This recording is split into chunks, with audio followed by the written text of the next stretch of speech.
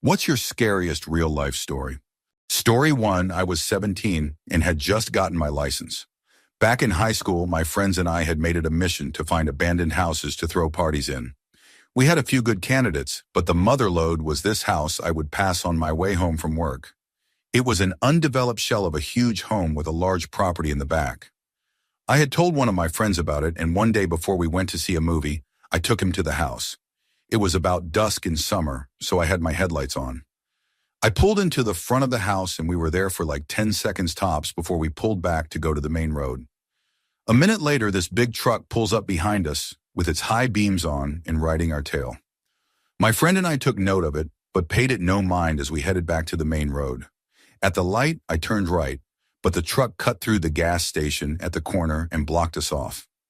Out of the truck comes this big hulk of a man, and my friend and I are completely terrified. He taps on the window and I roll it down. Now, the really unsettling part is that this is a busy road, and now there was no one in sight. He asked us what we were doing at the house, and I quickly lied and said we were making a U-turn. He stares at us for a few seconds, smiles, and sends us on our way. To this day, the house remains unfinished, and I am convinced it is an illegal operation of some sort. Story 2, woke up. Clock says 3:34 in the morning. I am 17 and in my bedroom. It is pitch black, but I hear some rattling downstairs. Terrified, I quietly tiptoe to my parents' room. Weird, it is empty. Where are my parents at 3:34 in the morning? Go upstairs to my brother's room. He is usually awake all night, but while the light is on, no one is in the room. So I guess whatever those noises are downstairs, it must be them. Why are they awake? Maybe someone passed away. I go downstairs. In the middle of my living room is what looks like two men taking our television. No one else is in sight. I run upstairs as quietly as possible, shut and lock my door. Suddenly there is banging on the door. I wake up. It was a dream, and the relief washes over me. I look over at the clock. Weird coincidence, it is 3:34 in the morning. I am shaking, but decide to go downstairs to prove to myself that everything is fine. I go downstairs. The two men are in my kitchen, yelling at my parents and brother. I run upstairs to my bedroom and lock the door. 10 seconds later, I hear banging. I woke up. It is 3:34 in the morning. This time, I had actually woken up, and I do not manage to fall back asleep for about 36 hours. Edit. Lots of responses about lucid dreaming here. I spent most of my teens and early 20s as a lucid dreamer, discovering the techniques after a childhood plagued by very frightening sleep paralysis. I found a message board back in 1998 where I learned to at least have fun with it. The above story was not a sleep paralysis experience, but it was typical of the kinds of nightmares I used to have. Strangely enough, I rarely have nested dreams anymore, and have not had a successful attempt at lucid dreaming in a few years. My guess is that it has something to do with hormones. Story 3. I lived in a bizarre little house as a child. It was incredibly tall and thin, like an attached house except freestanding, with 3 floors, a basement, and an attic. It was full of quirks, such as 2 fully functional fireplaces, a shower stall in the center of the basement, a backyard so small that you could not take 5 paces without hitting the fence, and an old-timey rope-pulled dumbwaiter that led from the kitchen to my bedroom. I loved that weird little place, but unfortunately it was incredibly old, and half of its charm was the fact that it seemed to have been designed by an inarticulate conclave of eccentrics, and eventually the repair costs exceeded what my parents were willing to put into it, and we had to move. Preparing for the move was a chore. I packed most of my stuff myself, and I had taken to throwing stuff down the dumbwaiter and shoving all my clothes so thickly in my closet that they became a single solid brick of fabric. While clearing that closet out, in fact, I came across a feature I had not noticed before: an attic entrance in the roof. Being an adventurous kid, I opened it up, stood on the closed brick, and began my first and last exploration into the topmost part of our weird little house. The first thing I noticed was that it was not as dark as it should have been. The place was strung with old red holiday lights which still burned with leftover brightness, and a dozen little cracks and holes peeped down into all the bedrooms below. The second thing I noticed was that the place was set up for habitation. The insulation was covered. There was an old gurney piled with sleeping bags and sheets, and a rusted mint green refrigerator, which still worked when I tested it. The third thing was the bones. There were a lot of bones. I was a kid at the time, with a limited understanding of anatomy, but there were bones of all types heaped into a series of piles around the center of the attic. Small and large, clean and white, from every and any imaginable sort of creature, haphazardly stacked in a half-dozen clumps. Two of them were darkened, as if someone had tried to burn them, and the walls nearest those darkened piles were scrawled in dark bone char messages. Mostly they were just smears, but the word sorry appeared more than once. That room had been sitting over my head for 8 years while I slept. Story 4. I have a fear of spiders because of a hunting trip I took with my dad and family when I was a kid. I do not enjoy shooting things. Not an animal rights activist, but I think taking life for game or bragging rights and not for food is wasteful and harsh. I had brought my handheld game, and they stationed me at one of the ground blinds so I could use the radio to tell the others if I saw any deer headed their way. I got bored as anything and got tired of grinding in my game, so I turned it off and started rifling through my backpack to find another. As I did this, I heard a strange whooshing sound that sounded very close, but I could not find anything. I walked around outside the blind, and as I came around the backside, I saw that the entire outer wall was covered in a mass of interlinked daddy-long-leg spiders. I considered running like anything, but I had no idea where the camp was, as I had been driven out to the blind. My solution was to use my can of repellent and the lighter from my backpack to blowtorch all the spiders off, because foolish, that is why. The plan backfired because I made the mistake of standing downwind of the spiders. The second the fire hit them, they all let go and flew at me. The entire wall of them. Flaming, flying spiders. I immediately started yelling and rolling around on the ground. I took off all of my clothes and immediately phoned my dad on the radio and told him to come get me, and that we were going home. I have never sworn or cried so profusely in my life. I eventually went through therapy regarding this event, and now I just hate spiders in general and prefer not to be around them. Story 5. A week after gaining my cardiopulmonary resuscitation certification, I had to try and perform cardiopulmonary resuscitation on a woman dying of a hero, probably other substances to overdose. I was at a thrift store with some friends looking for Halloween costumes, and someone came in saying that someone was passed out in the parking lot. I was in the dressing room, and it just got super quiet, so I came out and told them I was certified, and I would go take a look and that they needed to call 911. I go outside and do not see anyone on the ground. Someone comes out and shouts that the person is in the car that is parked far out by itself. I ran over and honestly freaked out. She was pretty much already gone, completely blue in the face, slumped against her car window. She had the red substance user rings around her eyes, but those were blue too because she was so oxygen deprived. We opened the door, and I will never forget that when we turned her head to see if she still had a pulse, she had tears running down her face.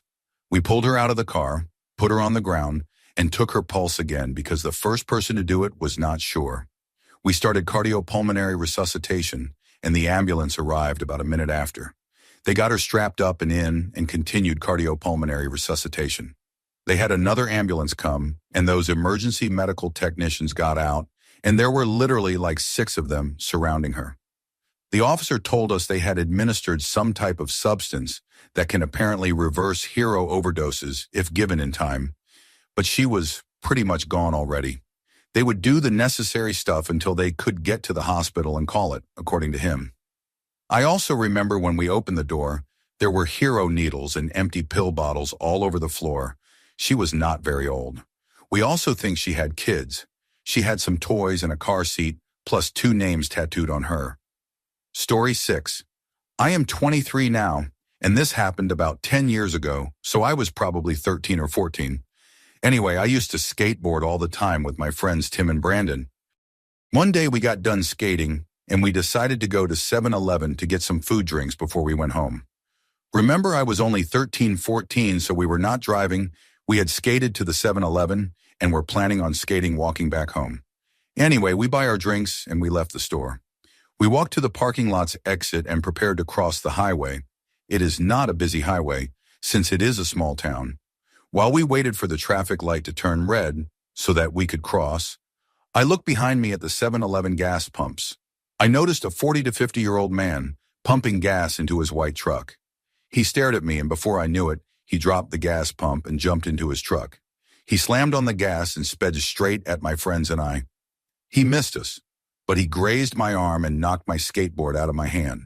My friend Brandon screamed, "What the heck, you awful person," as the man peeled out and sped into the parking lot next to 7-Eleven.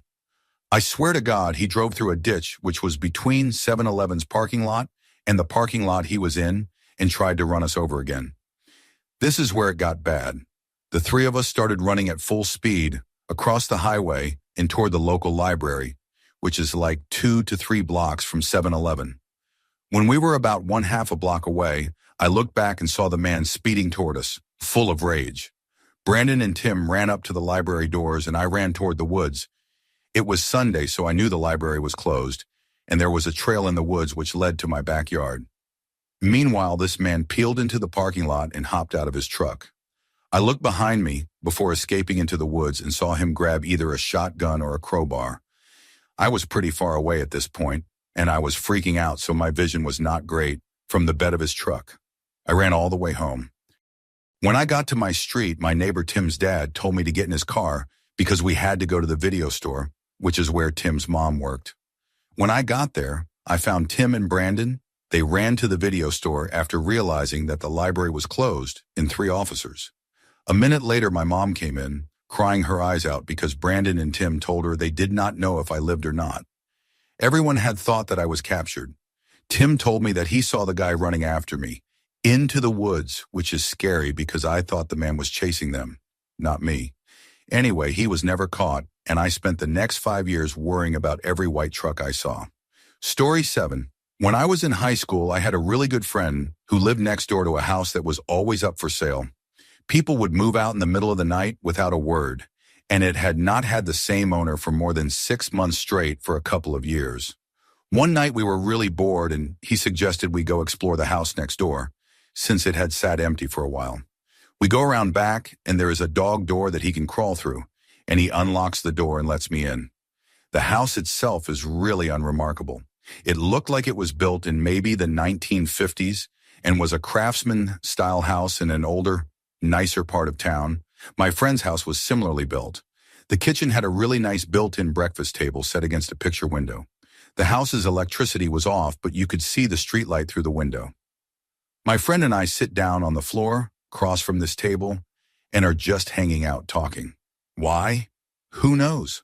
All of a sudden, my friend screams, and in that instant, my vision goes black. But it was not that I just could not see. My body was engulfed in this sickly coldness from head to toe. I start screaming, and I feel my friend's hand grabbing mine and pulling me in some direction forcefully. My vision slowly comes back, and I start to warm up when I realize that we are outside under the streetlight. It was December and should have been much warmer inside of that house. Finally, I look at my friend, and he looks scared. I am really confused and kind of panicked myself, and finally ask him what happened. He says that as I was talking, a black thing, this figure that was all black and only had the vague shape of a girl, crawled out from under the table and sat on top of me. Apparently, I started groping around with my eyes wide open, like I could not see, and he was so freaked out, he pulled me out of the house. We are still friends, and we bring it up every now and then, but the story itself never changes, and it still sends chills down my spine. To this day, I have never felt such blackness or coldness in my life. It was palpable, almost sticky. For a couple of days afterward, I could not shake this unsettling feeling, and I could never walk past that house again. I am scared to get out of bed now. Story 8. Every time I stay at my grandma's house, I hear someone walking upstairs. It starts at one side of the room, casually walks to the other and stops. This will happen maybe twice a night.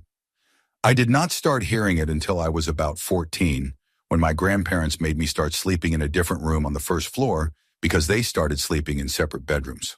Blah, blah, blah. Regardless, both of their rooms are also on the first floor. For a little backstory, I have always been afraid of the upstairs at their house. I do not know why, but it has always freaked me out, and I refuse to ever go up there alone. I am 23 now, still will not go up alone. There is one room specifically, though.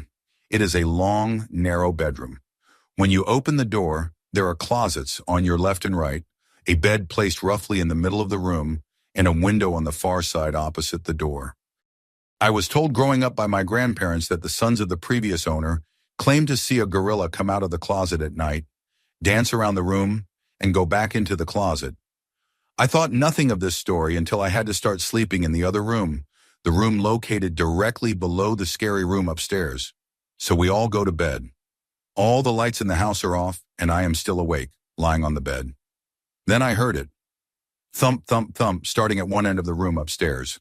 It got closer to me, passed right above me, and continued to the end of the room, where it stopped. I am wide awake, terrified out of my mind. It was no question to me that I had heard footsteps. I knew that slow, casual pace. I was freaked out and went to my grandpa's room. I told him what I heard. He told me that the house is old and it creaks, but he turned the dining room light on for me, so I felt a little safer. I tried going back to sleep. Then it started again, this time from where it ended the first time, by the window upstairs. It walks over me again and stops when it reached the door. I thought it was over until 5 seconds later when I heard it coming down the stairs. 1, 2, 3, 4, 5, silence as it reached the landing, then 6, 7, 8, 9, 10, and silence again as it reached the first floor. I was frozen in shock. Whatever it was on my floor of the house, and sadly unaffected by the dining room light. I was staring at the doorway to my room. The dining room light was shining in, and my vision began to distort. I felt dizzy with fear, so I pulled the blankets over my head and suddenly heard a scratching sound from inside my room. I knew exactly where it was coming from too, my grandpa's gun case. It was a very obvious sound, scratching on the wood. Long scratches down the front of the gun case door.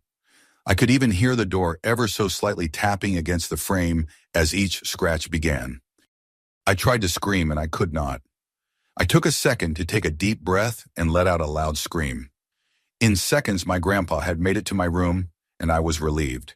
Needless to say, he still did not believe me. So I did what any normal person would do. I draped a sheet over the side of the bed and slept underneath it. I wrapped myself tight in a comforter, put on headphones, and turned my back to the door. There could be a party of ghosts in my room, and I would not even know. The next morning, my grandpa told my grandma about what happened the night before. She said, "Oh, that is silly. You know, your cousin woke me up the last time she stayed here.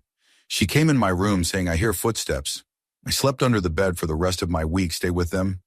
I have stayed there countless times since that happened, and I hear the footsteps every time. I sleep on top of the bed now, but keep my back to the door and sleep with headphones on. I have not heard it come down the stairs since that first night, but if it does, I do not want to know." Story 9. About 2 years ago, I was driving home from a family reunion pretty late at night, and the drive was about 2 hours. I did not stay the night because I had to be back for work the following day. Most of the drive was on roads with dense bushes and trees on either side, the real creepy ones you see a lot in movies. Anyway, I had been driving about 45 minutes, and I was starting to get really tired. You know how sometimes you just suddenly become really tired, out of nowhere? Well, yeah, that happened to me. I knew I was not going to last, but I did not come across any place that I felt I could park and safely sleep. Anyway, after it became clear to me that I was not going to find a place to pull up, and my tiredness was not going away, I did something very questionable. I pulled over to the side of the road onto the grass, behind some bushes, to try and hide my car from anybody else who was going to come past. The roads were not empty. I came across another car every few minutes or so. I made a mental note that the time was 11:22 and then fell asleep. Sometime later, I was awoken by a scratching sound.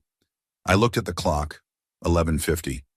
The sound stopped after a few seconds, and because I was still extremely tired, I did not bother looking around and simply went back to sleep. I was later awoken by the same sound, and it was now 12:40. This time it really freaked me out because the sound did not stop. The thought ran across my mind that it was just an animal inspecting the car, but why would it return almost an hour after it had left the previous time? I looked in my rear view mirror and just managed to catch a glimpse of something running away into the forest. Now, at the time, I thought it was the hook killer. You know, the one that scratched that couple's car and then harmed the guy when he got out to investigate? Forget that, I thought to myself. So I got out of there. There was a bend no more than 100 yards up the road, and as I came around it, there was a car parked off to the side of the road with the driver's side door opened. I slowed down just to look to see if anyone was in there. There was not. Then I looked in my rear view mirror. I did not see anything, and all of a sudden this guy comes sprinting around the corner. He starts screaming at me, shouting stuff like, "Hey, you, get out of your car now." I noped out of there and sped off. I never saw the guy again. Morale of the story? Do not sleep on the side of a deserted road. Story 10. I was 16 and woke up in the middle of the night to seeing my clothes being rustled about in my doorway. After washing my clothes, I like to hang dry them on my doorframe. I notice some really gray, veiny-looking legs, and then I see these really long pointed sticks moving through my clothes. It took me a second, but my sleepy eyes adjusted to see one of the most grotesque, demon-looking figures I have ever seen. He was extremely skinny and had a distended stomach. His skin was gray and veiny, and those long sticks were his fingers. His chin was long, his eyes had no lids on them, and were unusually big. His tiny mouth was in a pucker and moved like he was eating an imaginary lollipop. His hunchback looked as though it tore out of the strange hospital gown he was wearing. He just stared at me, and I tried to scream my grandmother awake, who was sharing a room with me for the weekend. He would not stop staring, and I stared back and tried to shake my grandmother awake. I started noticing other things about him, like how large and cone-like his head was, and how hairless and shriveled he looked as he stood still, surprised I could see him. My grandmother woke up, looked towards the door, and he was gone. In the weeks leading to this encounter, I had been experiencing strange things in my house, like my bedroom door slamming and locking on its own. One night I woke up to what felt like several hands touching my feet and legs in horrible nightmares. After the experience with this strange gray man, I told my parents, and they had my room cleared spiritually. I do not know if that really made those horrible things stop or gave me peace of mind from things I was manifesting myself. All I know is I do not experience those things anymore, and I will never sleep with a door open again. Story 11. When I was about 7, my 2 brothers and I were playing in an area that was used as an unofficial motocross place. We decided to dig a tunnel for some reason, being the extra smart guys we were. It took a few hours to dig about 6 feet in and 2 feet high. I was right up at the face when suddenly the tunnel collapsed. It was all dirt with no supports. My world went instantly black and hot. By hot, I mean furnace hot. I could not move a muscle from the weight of the soil completely enclosing me. I started to really panic, as you do. Everything started turning red, which I guess was blood being forced into my head. Every breath was getting harder as the soil constrained me more and more. Even though my hands were near my face, I could not move my arms to clear the dirt around my head, and also started breathing in dirt, which made me cough, which made me contract my stomach, and then I could not draw a breath at all. This is not what made me panic, though. The total darkness turning red with the incredible heat made my young mind think I was going to an awful place. I do not know how long I was buried for, but it seemed like an eternity. Suddenly, I felt something grab one of my feet. My brothers had been frantically digging through the collapse to pull me out and managed to reach me and then pull me out. We never told my parents. I just went home and got hosed down. Story 12. My house sits farther back in the lot than most other houses. It is a strange layout as well.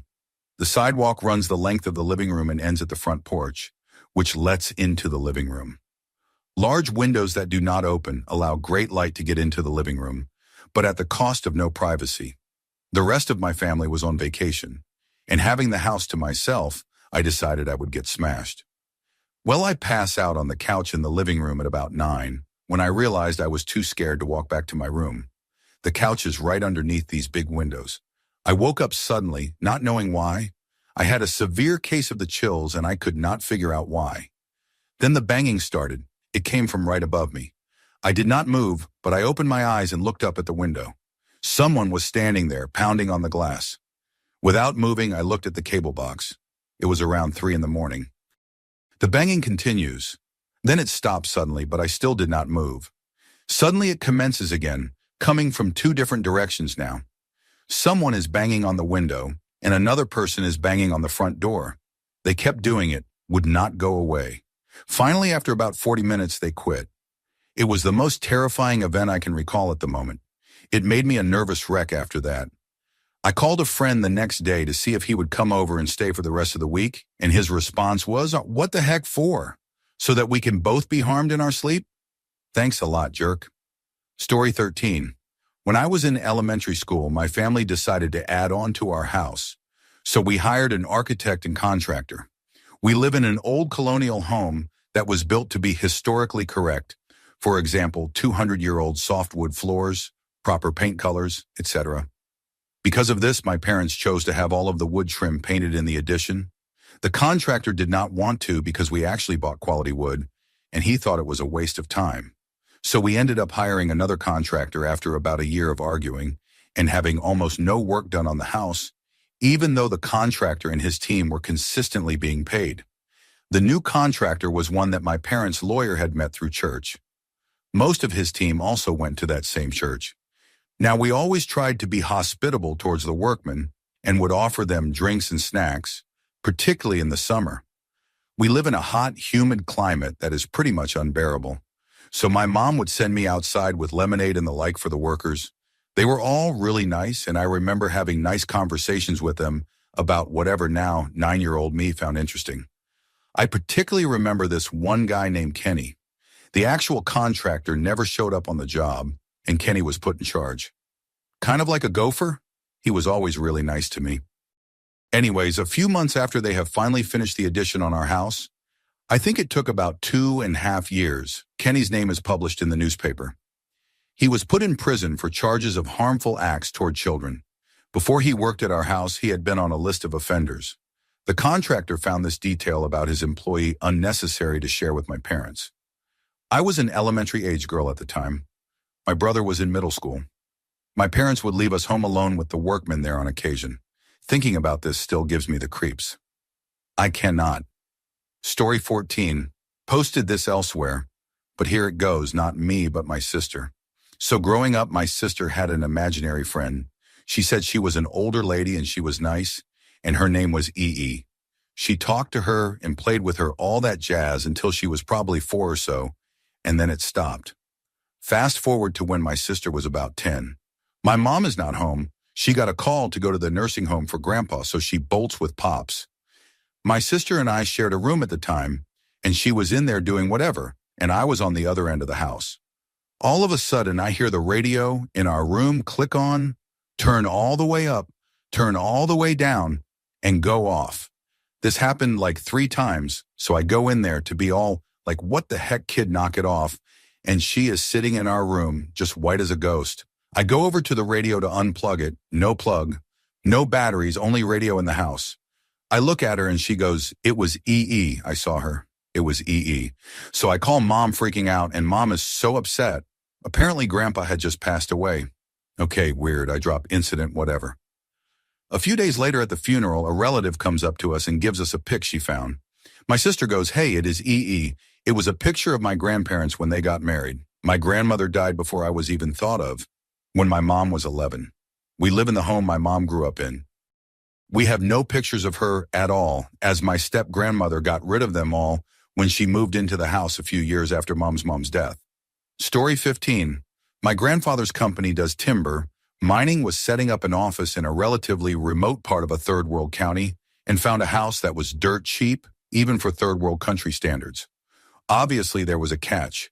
The villagers in that area told him not to purchase it since the house was haunted and everyone who had ever lived there died violently. He decided it was just some superstitious nonsense and got it anyway. So the guy setting up the office will live on the top floor of the house with this family and the lower floors for the office. He moved in with his wife and 3 kids. Anyway, my grandfather suddenly got no news from him for the longest time. Since this was in a remote part of a third world country, he was not too worried since he just assumed they lost power or something. He finally contacted the local police to go check on the guy since he was completely unreachable. They found everyone gone. Apparently the guy harmed his wife, kids, and then himself with a machete. Yes, not a gun. A machete. He actually harmed himself to death. It was not one of those cuts on the wrist to let someone slowly pass away. Everyone was struck down, including the guy himself. The description of the scene had to be an exaggeration since I am assuming the sight of 5 bodies, including 3 kids, were scary enough to make people see things. So I will not bother putting it here since I am not sure what is true, and there were details that people could not have witnessed. Let us just say I stopped paying attention after I heard the phrase magic machete. I was told the entire room was covered in blood, including the ceiling. Some people were saying the blood on the ceiling had to have gotten there. Because the spirits threw the bodies around, I had to explain about blood pressure and got tons of weird looks. Now the weird part, if this is not weird enough, was that he managed to barricade the door with the bed, with his wife and kids on it, and it is one of those gigantic old beds that is extremely hard to move. The locals say this is evidence he was possessed by spirits. I say moving to the middle of nowhere in some third world country drove the guy nuts, and uncomfortable people can do all sorts of strange things and even perform surprising feats of strength. Anyway, my grandfather had to pay a few bribes to make sure nothing gets to the press, not hard middle of nowhere, about the entire thing, and get the police to classify the deaths as natural. No idea how they will explain that. Third world countries are awesome. All employees in the know had to sign an NDA too. He then tried getting other volunteers to set up the office. Even if they have not heard all the gory details because of my grandfather's gag order, everyone knew the previous guy died. No one volunteered. He promoted one guy, gave him a fancy title, and told him he is in charge of setting up that office. The guy quit. Story 16. When I was about 13 or 14, I lived on a farm in North Carolina. This was not a regular farm that you would expect with fields full of beans and stuff. It was actually a pine tree harvestery. Pine needles are a big landscaping commodity, and so we lived basically in the woods and would bale the pine straw every year. Whatever, the point is that my house was in the middle of 550 acres of perfectly lined longleaf pines. My living room had a huge picture window. I will not go into the architecture of the house, but it was a weird custom job built by some dentist in the 30s. The window in the living room stretched nearly the entire length of the room, maybe 50 feet. The house was built on a subtle hill, so the living room itself sat 5 or 6 feet off the ground, so you had something of an angle to look out at a solid mile of pine trees. During the winter, it was unsettling because you would get just a bit of snow, enough to reflect moonlight so that you could see the dogs running around at night. I will be honest, I hated that room in that window. So now to the relevant part. I had a cousin over for the weekend, and we were doing what kids do in the country, throwing stuff in the fireplace to see what happens. It is getting late and the fire's dying down, so we build the big kingdom of couch cushions and blankets in the living room and get ready for bed. Nothing out of the ordinary until we hear the dogs barking. They were really far away. The property stretches for nearly a mile, so I just assumed they were chasing off whatever animal felt like wandering into my yard. So my cousin is staring out the window and not saying anything, which prompts the standard, "What is up?" He just kind of keeps staring and says he feels like he is seeing things. Naturally, I get all anxious and start staring out the window as well. Nothing happens for a few minutes, and he gets more and more annoyed with me because I am asking what he saw. He keeps shushing me so that he can focus. And then we both see it. A shadow of a person moves from one tree to the next. Not a run, not a leap, just a brisk walk from one tree to another. This is probably 100 yards out from the house. We cannot actually tell if the person is coming closer or not because we are dealing with moonlight reflecting off of snow slush ice. I guess the crazy part is that we did not so much freak out because at this point there is still that chance that we did not see what we saw, you know? So we just kept staring. We should have gone to wake up my dad, but he is an idiot and the kind of guy to walk out on the patio and holler into the woods with his rifle. We were just scared enough to agree that we do not want to taunt whatever is happening. So about 3 minutes later, it happens again, but a good 50 feet from where we first saw it. Another person, another tree, a few strides, and they were gone. This happened every few minutes for the next half hour, and we just stared. At this point, I should mention that I did not really have neighbors. The land surrounding our farm was federal paper. I do not know who owns it now, so it was miles and miles of uncultivated trees. You do not see people around the farm unless they intend to be there. So we keep watching as these two figures intermittently appear and vanish, until finally we see one appear, but not disappear. Instead, we focus in on it and see that it is now running forward. We lose it and go wake my dad. By the time we get into the room with my half-awake father, there is no one to be seen. We sprint around locking doors and windows. Keep in mind that we are out in the country with no one around. It rarely occurs to lock doors. Every door was worse than the last because you just know that as soon as you reach the door, someone is going to be trying to open it. Although that never happened.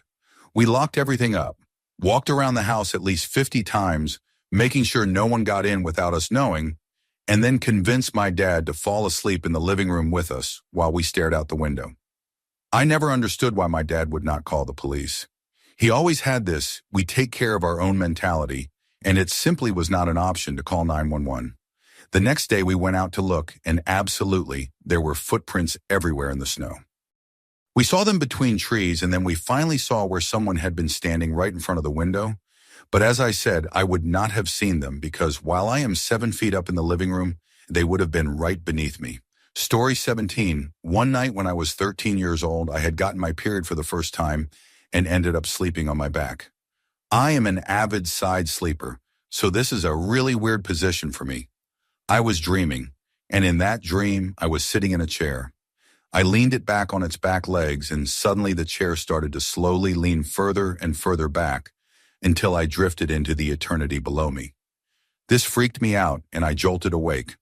When I awoke, there was a figure hovering directly above my face, and all I saw was a hooded white, flat ovular, and relatively featureless face with big ovular glassy eyes, and an expression like it was determined to devour my eternal soul. The face was humanoid, very two-dimensional with thin, quivering, angry lips, and 2 holes where its nose would be, with eyebrows arched high up onto its forehead. I could feel an unworldly hate burning right through me as it loomed over me. It was absolutely the most helpless I have ever felt and would ever feel, because it was more than just my life I felt was at stake. I tried to move, scream, breathe, anything, and could not. It was paralyzing me with its hate. I finally was able to let out the tiniest whimper, and as soon as the sound escaped me, it stood straight up and paced back and forth at the foot of my bed, still staring. It was like a force field was erected around me, and the frustration of it trying to get at me again was radiating throughout the room. It looked like a starving tiger behind glass, longing to lunge at its vulnerable prey. If only it were not for the barrier between us. It was tall, almost all the way to the ceiling tall, and very thin. Wearing a long black cloak that covered everything except that terrifying face. I realized that it had not been floating over me. It had stood at the foot of my bed and leaned over it to hover its face over mine. I sat up in my bed, still frozen, just staring at it. My closet door behind it was cracked a few inches, and it swooped in there and peered out at me, never having broken eye contact. It continued to stare, quivering with hate and frustration, until it slowly faded away. I turned my light on, and it stayed on at night for a long time. I never slept with that closet door open again, and I did not sleep again that night. I stayed the night in the living room with all of the lights on, just sitting on the couch. I later dismissed it as sleep paralysis for several years. It was a very believable and plausible explanation. Then I became friends with a girl who confided in me and told me a story. She was up late at night by herself with her door open.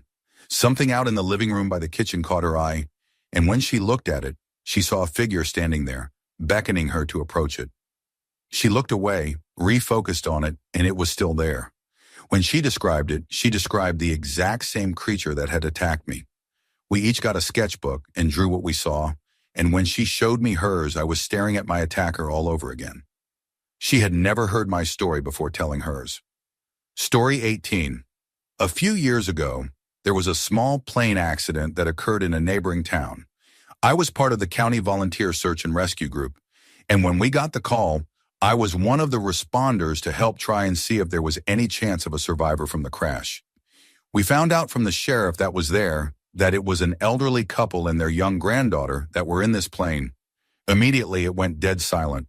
You could see the life drain from the other responders' faces as soon as it was said. Upon getting to the area that the crash happened at, it was clear that there would be no survivors from this accident. It would not have a happy ending. There would be no joyful and tear-filled reunion. This plane was absolutely destroyed. Our lead turned to the group and said if anybody was uncomfortable or not willing to do the recovery of the bodies, there would be no hard feelings or anything held against them. Some people just are not cut out for this. About half of the group said they could not do it. They helped set up the rappelling lines, made some radio calls to other teams that were lower on the hillside, helping us navigate through the broken trees and aircraft parts to get to where we expected to find the bodies. I will never forget the feeling of complete, utter numbness I experienced that day. The first thing any of us saw was this small, stuffed teddy bear and the blood that had soaked onto it. When we finally were able to get down to the bodies, we had to stop and collect ourselves. It was heartbreaking to see this little girl with such empty, devoid eyes. She was gone, never to grow up and experience life like most of us had, never to know the joys, aches, frustrations, sadness, excitement, and everything else life throws at you. I have seen a lot in my few years as an emergency medical technician.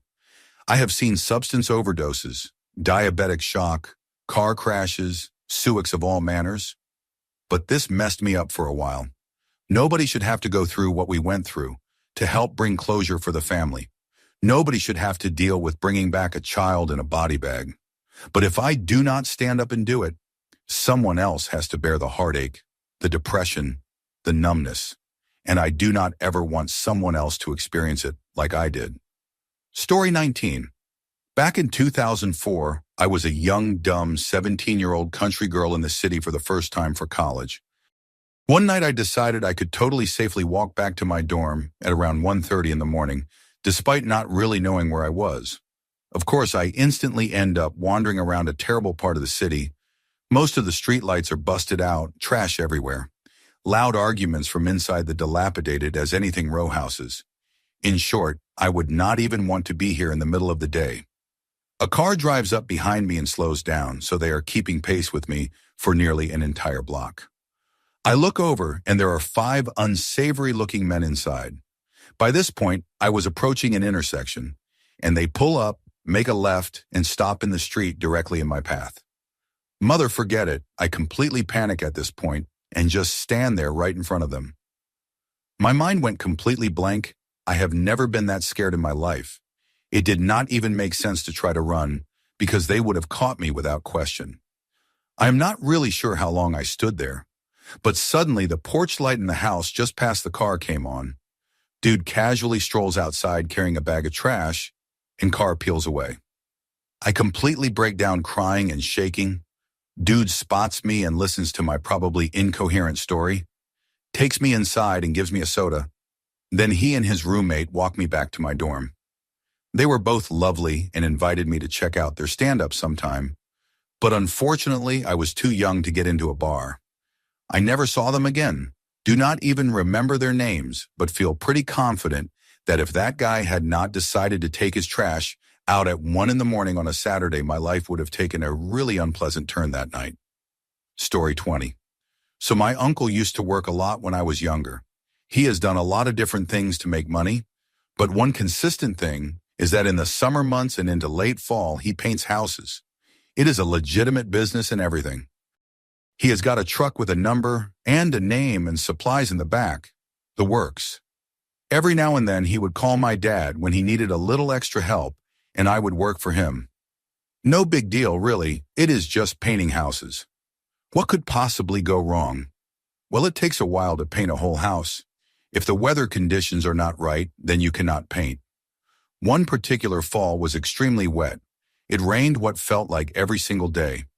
My uncle would paint multiple houses at a time, so sometimes he would get caught up due to situations like these, and I would work a little more than usual. That was fine by me, though. The job was not hard and it paid well. Anyway, it was a warm day for late fall, but there was still a distinct chill in the air, one that kind of penetrated through you and stung your soul. My uncle had this job he had to finish, It was an old Victorian house in a quiet part of town. A lady and her husband, who was an author, lived there. Due to the weather, it had taken longer than expected to paint the house, and there were family issues going on at the time, which further complicated things. So my uncle gets a call one day from the lady who lives at the house. She says that her husband is trying to write his next book, but he keeps getting distracted by the scaffolding outside the house. So she wanted to know if we could come over and finish the job as soon as possible. My uncle was always an honest businessman. They had contracted him to do the job in midsummer, but he had lots of jobs that summer, and the wet conditions I mentioned above made it difficult to finish anything. However, these people were insistent but really polite, and not wanting to lose customers or get a bad recommendation, my uncle decided to put the house as a high priority. After all, it would only take a day or two to finish. So we show up to this house mid-afternoon. Like I said, it was a weird kind of chilly that day, and I also remember a really eerie calm. The day was slightly overcast, so everything was shrouded in gray. It was like the perfect setting for a mystery crime novel. So we arrive at this house, and my uncle and I move to the back. The front of the house was already done, so there was nothing left there. My uncle, being the more experienced painter, would always do the touch-ups, and I would simply apply the first coats, since they took little skill. Anyway, we get to the back of the house, and he asks me if I am scared of heights. I was 17 at the time, and although they do creep me out a little, I did not want to seem like a child in front of my uncle, so I told him I was not. He was happy to hear that. He has me climb up the scaffold to the third floor to finish an upper section of the house. There was a window up there, a small little oval one that looked into the attic. The attic also happened to be the husband's study. He would do most of his writing in there. So I am climbing up this scaffolding, cans of paint dangling behind me, and various paintbrushes and other tools in the utility belt my uncle let me borrow. I get to the top of the scaffolding and set all my supplies down. I crack open a can of paint and start painting like I had a few hundred times before. Outside of the temperature, the overcast and the eerie calm this day was like any other. I am working my way across the top part of the house when I get to the window that looks into the study. I bend down, dip my paintbrush, and stand back up to paint above the window. The window was in my direct line of sight, and I could not help gazing in. I see a man, the husband, staring back at me with a face completely barren of any emotion.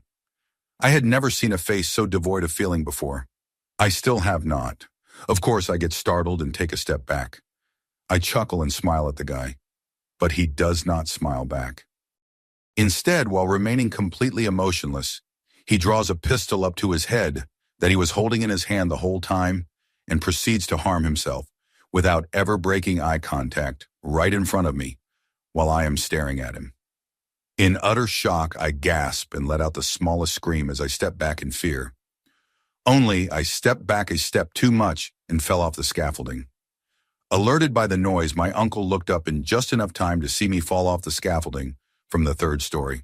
I was lucky enough to land in a bush and only suffer a broken ankle and a few scratches. The biggest wounds happened in my head. I had to go to counseling for a while. It has been years since then, and I still remember that man's face.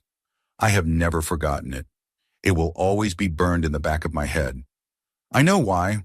Looking back, his face was so devoid of emotion because he never felt any emotion at all. He literally did not care about what he was doing. As it turns out, the man was seriously depressed and facing marital issues with his wife. Combined with a few too many nights, drunk on whiskey and facing writer's block, I guess he decided he could not take it anymore. His wife moved out of the house shortly after, and we never finished the job. To this day, that house remains abandoned, and to this day, I try not to drive down the street it is on. I am scared that if I do and happen to pass the backyard, I will see that man staring back at me from that window, cold and emotionless. Story 21. About 4 years ago, I woke up one late morning on a day off at 10:21. You will learn why I remember this 4 years later in a second. I got out of bed, used the restroom, got dressed, etc. I went back into my room and picked up my phone to check for messages, and the clock in the phone said 10:25. I was surprised because I know that it did not take me only 4 minutes to dress. I had lingered in the warm bathroom quite a while and brushed my teeth too, etc. I looked at my bedroom alarm clock to confirm, since that was the clock I had looked at when I woke up. It also said 10:25. I shrugged it off and figured in my sleepy, just woke up state, I had misread the original 10:21. I went downstairs, turned on the personal computer, turned on the news on the television to listen to, and started cooking breakfast. I wanted to microwave up some rice leftovers from last night, so I went to pop them in the microwave. The time on the microwave was 10:25. I whipped out my phone to check the time. It still said 10:25. There was no way. There was no way that I checked the clock upstairs, walked downstairs, turned on the personal computer and the television, got a glass of water, and started cooking eggs in the matter of less than a minute. I decided to stand there and watch the microwave clock while counting to 60. I figured if it did not turn to 10:26 in 60 seconds or less, clearly it was malfunctioning. It turned to 10:26 about 20 seconds into my count, which made sense. It had been 10:25 for a while before I looked. I finished making my breakfast, plated it up, and took it over to the personal computer like the lonely slob I am. The time on the personal computer said 10:20. I pulled out my phone. My phone also said 10:20. That is when I started writing all this stuff down. I pulled up the little clock toolbar and watched the second hand go around. While I watched it, time seemed to pass normally. It ticked to 10:21 and 10:22 as I watched the second hand go around. Over the next, what felt like an hour or so, maybe hour and a half, all the clocks in my house, as well as internet ones, seemed to pass time normally while I observed them. But if I looked away for a while, at least 2 minutes or so, they would make no sense. At one point about 15 minutes after these events, the cell phone and personal computer read 10:14, then later 10:13, then back into the 10:20s. After the hour and a half, they normalized, and I have never experienced it since. Story 22, I was on holiday in Cancun, Mexico. It was 2025 and I was 15. Having been for a swim, I decided to go and get a shower and change before getting something to eat. I entered the apartment and went through to my room, grabbed my stuff, and entered the bathroom. As I shut the bathroom door behind me, I felt something fall onto my hand. When I looked, I saw a large black Mexican creature with a few too many legs for my taste. It completely covered the back of my hand, and in the brief second I looked at it, I determined it was some sort of spider or tarantula. Now, being from England, I am neither used to nor capable of dealing with such creatures, so I was forced to rely on pure human instinct. This was it, fight or flight. This was my moment to prove I had become a man. I could tame the beast and parade it in front of my family. I could prove to the world I was its master, and no creature on this planet could take me down. I let out a sudden roar and started shaking my hand violently to force this thing off while making my way on top of the toilet seat. It fell on the floor and lay still, not moving an inch. I grew in confidence and put one foot back on the floor to investigate. Suddenly it got up. This time I screamed like a pop fan who had just got a message. I retreated back to the sanctuary of the toilet seat and watched in horror as this thing scurried towards me. It had climbed to the top of the door and waited for me. The toilet seat no longer felt safe. It was going to hurt me. It was then I noticed it only had 6 legs and was not moving like any sort of spider I knew of. My fear started to fade. I recognized the shape of the animal, but could not put my finger on what it was. It had a large body and long, spindly legs. It turned out it was a crab that did not have any pincers. I have no idea how it got into the bathroom as there were no windows and the door was shut. I captured it in a pan and released it near the lagoon. I like to think it got eaten by an alligator. Story 23. Throwaway because I have never told anyone. When I was 14, my brother moved out of my mom's house to start college, leaving me the entire top floor. I had been living in the top floor alone for about a month before I first started hearing weird sounds coming from the hallway and bathroom area outside of my bedroom. Every day at some time in the day, I would hear footsteps going away from my bedroom, or a door suddenly rock on its hinges like it does when someone shuts another door and the air pressure changes. Normally, I could only hear the footsteps from outside of the hallway, but some nights I could hear footsteps moving right past me in the hallway. It continued like that for a long time. I spent weeks where I would investigate every sound and wait in the halls late at night for the footsteps to come by. Then I would spend weeks ignoring it and blowing it off as a creaky house. In November that year, I think I saw what was making the sound. I was falling asleep with my head turned toward the shut door to the hallway. My computer desk was right next to the door. I could see a blue light next to the power button. I nodded off for a bit, but in a daze I noticed that the blue light was flickering like something was in front of it, and I focused my eyes on a silhouetted man standing between me and the hallway door, looking at my computer desk. I instantly woke up. I was staring at an intruder and trying to figure out what was happening. I concluded that I would just roll out of bed as quietly as possible and make a run for the door. He left it open when he came in. Before I go any further, I swear this is true. I know how crazy it sounds. So I attempt to execute my runaway plan, but the exact moment I shifted my waist to slide out of bed, the man turned around and looked straight at me. He did not have a face. It was hard to tell at first, but now that we were looking right at each other, I could see he was like a shadowy void from head to toe. I sat up as fast as I could, but sooner than I could make it up, he was at the edge of my bed. I rolled backward onto my bed and felt substanced, like I had suddenly been injected with anesthesia or something. I could not speak. I was trying to scream for my mom or stepdad, but every time I tried, all I got were squeaks. I was still staring right at the intruder.